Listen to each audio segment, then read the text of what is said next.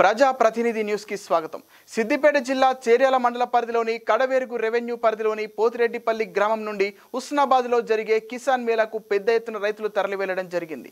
ఈ సందర్భంగా తెలంగాణ రాష్ట్ర రైతు సంఘం జిల్లా అధ్యక్షులు కత్తుల భాస్కర్ రెడ్డి మాట్లాడుతూ వ్యవసాయ రంగంలో శాస్త్రవేత్తల సలహాలు సూచనలు తెలుసుకోవడానికి, కొత్త వంగడాలను పరిశీలించడానికి, వ్యవసాయ రంగంలో ఆధునికత మరియు వ్యవసాయ అనుబంధ శాఖల గురించి తెలుసుకోవడం కోసం హుస్నాబాద్ కు తరలి వెళ్లామని అన్నారు.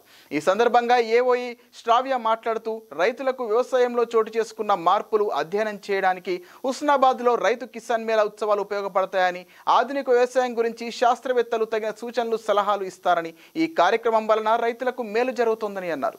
ఈ కార్యక్రమంలో వ్యవసాయ విస్తరణాధికారి శ్రావ్య, కమలాకర్ రెడ్డి, నరేష్, నరసయ్య, ఆరుట్ల లింగం, లింగంపల్లి, దేవదానం తదితరులు తరలివెళ్లారు.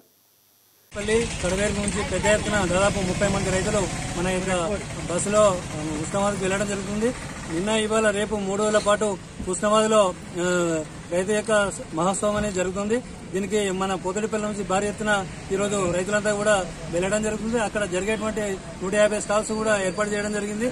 వాటిని చూడడానికి శాస్త్రవేత్తలు చెప్పేటువంటి సలహాలు, సూచనలు స్వీకరించడానికి, అప్పుడు ఉన్నటువంటి టెక్నాలజీ, ఇప్పుడు ఉన్నటువంటి సాంకేతిక పరిజ్ఞానాన్ని ఏ విధంగా వాడతారో చూడడానికి మేమంతా కూడా బస్సులో హుస్నాబాద్కు వెళ్లడం జరుగుతుంది.